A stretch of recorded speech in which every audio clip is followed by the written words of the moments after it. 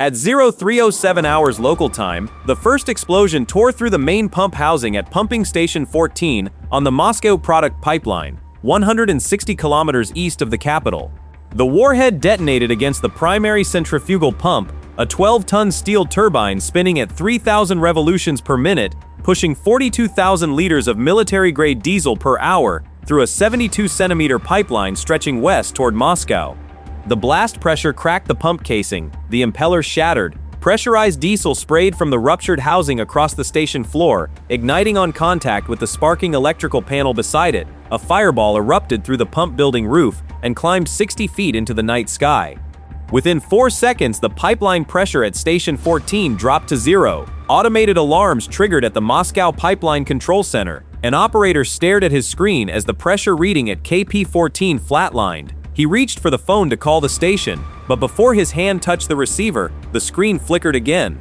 KP11, 140 kilometers further east, flatlined, then KP8, then KP5, then KP2, the furthest east, deep inside Nizhny Novgorod Oblast. 5 pumping stations across a 700-kilometer corridor had just gone dark within 23 minutes of each other. The operator had never seen anything like it. No single attack, no equipment failure, no power outage had ever knocked out 5 stations simultaneously across that distance. He did not yet understand what he was looking at, but within the hour, every pipeline engineer in Russia would. The Moscow product pipeline had just suffered a cascading pressure collapse, and the man who designed it was not a soldier. He was a former petroleum engineer who understood that a pipeline is not just a tube, it is a living system, and he had just stopped its heart. His name was Roman Sibulko. He was 30 years old. He was an energy infrastructure analyst assigned to the SBU's Strategic Targeting Unit. Before the war, he had spent 6 years working for Naftogaz, Ukraine's national oil and gas company, maintaining pipeline pressure systems, flow regulators, and pumping station equipment across Ukraine's domestic fuel network. He understood pipeline physics the way a cardiologist understands blood flow. He knew that every pumping station, every valve junction, and every pressure regulator in a pipeline network depends on every other. Take out the wrong pump, and the fuel reroutes. Take out the right combination of pumps, and the entire system collapses under its own physics. After the recent successful strikes on the Vitorovo and Lobkovo pumping stations in Vladimir Oblast, Roman was asked to assess the operational impact. He studied the intercepted Russian logistics data and discovered something disappointing. The 2 stations were damaged, but the pipeline network compensated within 72 hours. Russia increased pressure at stations upstream and downstream of the damaged ones, rerouted flow through parallel branch lines, and restored throughput to 85% of normal capacity within 3 days. The strikes caused a temporary disruption, not a systemic failure. Roman understood why. He had worked on pipeline networks his entire career. Individual pumping stations are designed to be redundant. Every major pipeline has backup routing capability. Hitting one station is like pinching one vein. The blood finds another path. But Roman knew something the military planners did not. There was a way to create a failure that the network could not compensate for. It required hitting not one station but 5 specific stations simultaneously along a single corridor, creating what pipeline engineers call a cascading pressure collapse. He began mapping the Moscow product pipeline network using publicly available Russian energy data, intercepted logistics traffic, satellite imagery, and his own professional knowledge. He identified the critical corridor, a 700-kilometer stretch running from the Bashkortostan refinery complex in the east through Nizhny Novgorod, Vladimir Oblast, and into the Moscow fuel distribution terminal in the west. This corridor carried approximately 40% of the military-grade diesel and aviation fuel, feeding the Moscow military district, the Western logistics depots, and the Baltic Sea export terminal at Primorsk. Along this corridor, he identified 5 pumping stations that formed what he called the pressure spine. Each station boosted the fuel pressure by a specific amount to keep the product moving at the required flow rate. The stations were spaced approximately 140 kilometers apart. If all 5 were destroyed simultaneously, the pressure would drop below the minimum flow threshold across the entire corridor. The fuel would not just slow down, it would stop. And once a pipeline of this diameter lost pressure across 700 kilometers, restarting it required a sequential repressurization process that took between 2 and 4 weeks, even if the pumping stations were repaired, because the fuel inside the pipeline would settle, air pockets would form, and the entire system would need to be flushed and reprimed from one end to the other. The key was simultaneity. If the stations were hit one at a time over several days, Russia would compensate after each strike by increasing pressure elsewhere. But if all 5 went dark within the same 30-minute window, the system could not compensate. The pressure loss would cascade faster than any human operator could respond. By the time the pipeline control center understood what was happening, the corridor would already be dead. Roman presented his analysis to his section chief, Major Danilo Krivenko. Krivenko was skeptical. "Sabulko, you are asking us to commit 5 separate strike packages to 5 targets spread across 700 kilometers on the same night. We do not have unlimited drone inventory. 5 simultaneous missions means 5 times the risk and 5 times the coordination complexity. Hit the biggest station with everything we have and move on." Roman did not move on. Over 13 days, he built a dossier that proved hitting one station was pointless. He calculated the exact pressure loss at each station, the flow rate collapse timeline, and the repressurization recovery period. He estimated that a successful simultaneous strike would trap approximately 18,000 tons of diesel and aviation fuel inside the dead corridor, product that Russia could not recover, reroute, or deliver for weeks. He also mapped the defenses. Unlike refineries or airfields, pumping stations were lightly defended. Most had a perimeter fence and a security guard post. 2 of the 5 had mobile short-range air defense vehicles parked nearby, but 3 were essentially undefended, protected only by their obscurity and the assumption that pipeline infrastructure spread across 700 kilometers of rural Russia was too dispersed to be targeted simultaneously. He designed the strike plan to exploit this weakness. Instead of 5 large formations, he proposed 5 small groups of 12 drones each, 60 total, launched from different sites on staggered timelines, calculated so that all 5 groups arrived within the same 30-minute window. The groups would fly independently on different routes, avoiding the appearance of a coordinated strike until the moment all 5 hit at once. He submitted the dossier, 84 pages. His cover note: hitting one pumping station creates a 3-day disruption. Hitting 5 at the same time creates a 3-week collapse and traps 18,000 tons of fuel inside a dead pipeline. The difference is not 5 times the damage, it is the difference between an inconvenience and a crisis. Colonel Victor Riva, the SBU strategic targeting chief, read the dossier in a single sitting. Then he called a planning meeting. "Get me 5 flight paths, all arriving within 30 minutes of each other. We launch in 4 days." The attack package was designated Pulsar. 60 long-range attack drones divided into 5 independent strike groups of 12. Each group consisted of 8 FP-1 deep penetration drones carrying warheads optimized for industrial infrastructure and 4 Sitchin-type saturation drones for air defense distraction. The groups would launch from 5 concealed sites across Sumy, Chernihiv, and Zhytomyr oblasts on staggered timelines, each following independent flight paths calculated to arrive at their targets within the same 30-minute window between 0300 and 0330 hours. The timing was everything. Group 1 had the longest flight distance, 480 kilometers to Station 2 in Nizhny Novgorod Oblast. It would launch first. Group 5 had the shortest distance, 210 kilometers to Station 14 near Moscow. It would launch last. Each group's departure time was calculated to the minute, accounting for wind speed, terrain following speed reductions, and estimated air defense engagement delays. Roman had built the timeline himself, calculating each leg as if he were scheduling pressure boosts along a pipeline, because that was exactly what he was doing.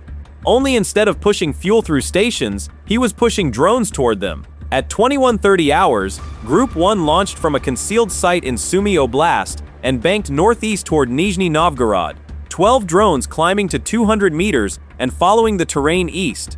At 22:05 hours, Group 2 launched from Chernihiv Oblast. At 22:38 hours, Group 3. At 23:09 hours, Group 4. At 23:42 hours, Group 5 launched from Zhytomyr Oblast, on the shortest route towards Station 14. 5 groups. 5 different launch sites, 5 independent flight paths, 12 drones each, all converging on 5 targets spread across 700 kilometers of Russian territory, timed to arrive within the same 30-minute window. For the first 3 hours, nothing connected the 5 formations. Russian surveillance radars detected fragments of the groups at different times in different sectors, but each appeared to be a separate small-scale raid, the kind Ukraine launched every night. No single radar operator saw the full picture. No command post connected the dots. The groups flew at different altitudes, different speeds, and different headings. They looked like 5 unrelated attacks against 5 unrelated targets. At 0247 hours, Group 1 reached the approach zone for Station 2 in Nizhny Novgorod Oblast. This was the easternmost target and the first to be hit. The station was undefended, no air defense systems, no military security, a single guard post with 2 unarmed civilian watchmen. The 8 FP-1 drones dove in without opposition. The first struck the main pump building, destroying the centrifugal pump and rupturing the pressure housing. The second hit the backup pump. The third struck the electrical control room. The fourth and fifth hit the valve junction, where the pipeline branched into the station. The remaining 3 targeted the transformer, the power feed, and the station access road. Within 40 seconds, Station 2 was burning. The pressure gauge flatlined. The pipeline control center in Moscow registered the drop, but classified it as a localized failure. At 0302 hours, Group 2 struck Station 5, 140 kilometers further west. This station had a Tor M2 mobile air defense system parked beside the perimeter fence.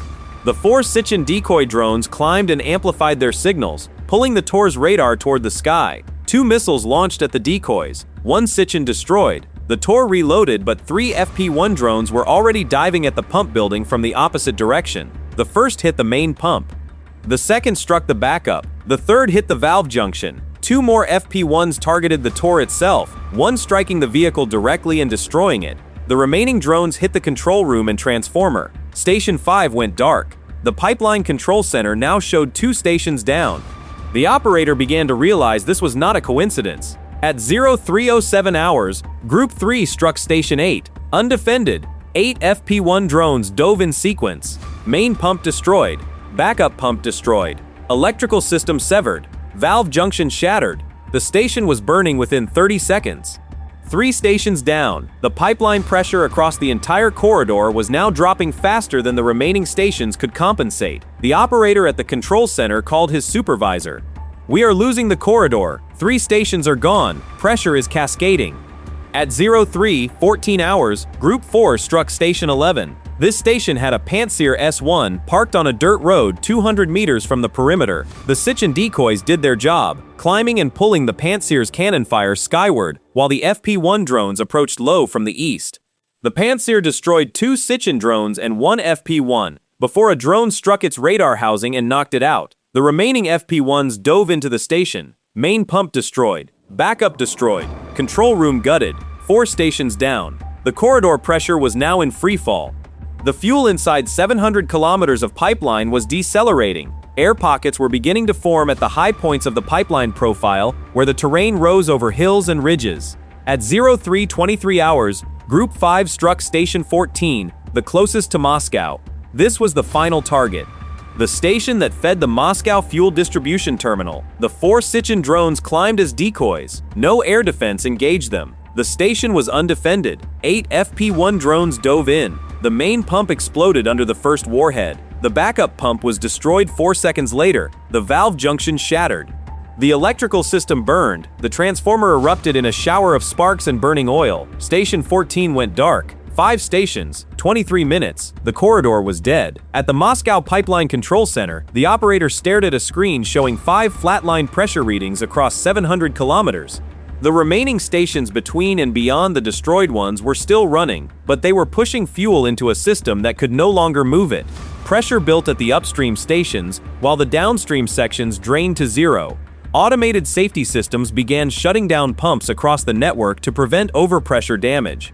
Within 40 minutes, the entire Moscow product pipeline corridor had entered emergency shutdown. Approximately 18,000 tons of diesel and aviation fuel was trapped inside the dead corridor. The fuel sat motionless in the pipeline, settling into the low points of the terrain profile. Air pockets expanded at the high points. Fuel that had been flowing at 4 meters per second was now stationary, cooling, and beginning to separate into layers as heavier components sank and lighter fractions rose. Russian emergency repair crews were dispatched to all 5 stations within hours. But Roman had calculated this too. Even if replacement pumps could be sourced and installed within a week, the repressurization process would take an additional 2 to 3 weeks. The corridor could not simply be turned back on. The fuel inside had to be flushed. The air pockets had to be bled. The pressure had to be rebuilt sequentially from one end, station by station, each one brought online only after the section behind it was confirmed stable. Any attempt to rush the process risked a pressure surge that could rupture the pipeline itself, creating an environmental disaster and months of additional delay. The damage assessment completed 8 days later confirmed the cascading collapse. All 5 pumping stations were destroyed beyond quick repair. Main and backup pumps were wrecked at every site. Electrical systems were gutted. Valve junctions were shattered. The 2 air defense vehicles assigned to the corridor were destroyed. No pipeline rupture had occurred, but the corridor was completely non-operational. Estimated impact: 40% of military-grade diesel and aviation fuel flow to the Moscow military district was cut. The Baltic Sea export terminal at Primorsk lost a major supply source, forcing Russia to reduce export volumes and redirect limited supplies from other corridors. Military logistics depots west of Moscow began reporting fuel shortages within 10 days, as existing reserves were consumed faster than alternative supply routes could deliver. Every Russian military vehicle, generator, aircraft, and logistics truck in the Western District now competed for fuel from a reduced pool. But the strike went beyond the immediate fuel shortage. It proved that Russia's entire pipeline network was vulnerable to cascading attacks. If 5 stations across 700 kilometers could be hit simultaneously by 60 cheap drones, then every pipeline corridor in the country was at risk. Russia would now have to deploy air defense systems to protect hundreds of pumping stations spread across thousands of kilometers of remote territory. Every Pantsir, every Tor, every radar truck pulled from the front line to guard a pumping station in the Russian interior was one less system defending the battlefield. The strike did not drain every drop of fuel in Russia. It stopped the corridor that carried 40% of the military diesel reaching the Moscow district, and every armored column, every logistics convoy, and every generator west of the capital would now run on whatever fuel was left until someone figured out how to restart a 700-kilometer pipeline that had been stopped by a man who understood that the best way to kill a system is not to break it, but to make it break itself. In the SBU office in Kyiv, Roman Sabulko's 84-page dossier sat on the corner of his desk, already being copied for distribution to the next planning cycle. His name did not appear in the operational report. His face was not shown in any briefing. But the cascading pressure analysis that turned a petroleum engineer's understanding of flow dynamics into the longest simultaneous infrastructure strike of the war was already being studied by every targeting cell in the Ukrainian military, because the next corridor had already been identified, and the man who understood how to stop a pipeline had already started calculating how to stop it.